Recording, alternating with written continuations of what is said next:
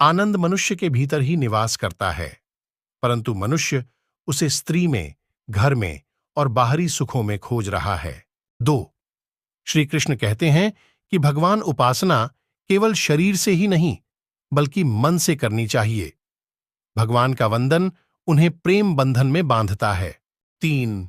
मनुष्य की वासना ही उसके पुनर्जन्म का कारण होती है। 4. इंद्रियों के अधीन होने से मनुष्य के जीवन में विकार और परेशानियां आती हैं। 5. संयम यानी धैर्य, सदाचार, स्नेह और सेवा जैसे गुण सत्संग के बिना नहीं आते हैं। 6. श्री कृष्ण कहते हैं कि मनुष्य को वस्त्र बदलने की आवश्यकता नहीं है, आवश्यकता हृदय परिवर्तन की है। 7. जवानी में जिसने ज्यादा पाप किए हैं उसे बुढ़ापे में नींद नहीं आती। 8. भगवान ने जिसे संपत्ति दी है उसे गाय अवश्य रखनी चाहिए। 9. जुआ, मदिरापान, परस्त्री गमन, अनैतिक संबंध, हिंसा, असत्य, मद, आसक्ति और निर्दयता, इन सब में कलयुग का वास है। 10. अधिकारी शिष्य को सद्गुरु, अच्छा गुरु अवश्य मिलता है। 11.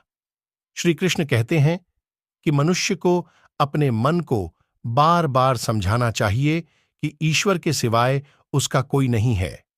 साथ ही यह विचार करना चाहिए कि उसका कोई नहीं है, साथ ही वह किसी का नहीं है। 12. भोग में क्षणिक, क्षण भर के लिए सुख है, साथ ही त्याग में स्थायी आनंद है। 13. श्री कृष्ण कहते हैं कि सत्संग ईश्वर की कृपा से मिलता है, परंतु कुसंगति में पडीडीडीएचना मनुष्य के अपने ही हाथों में है। 14.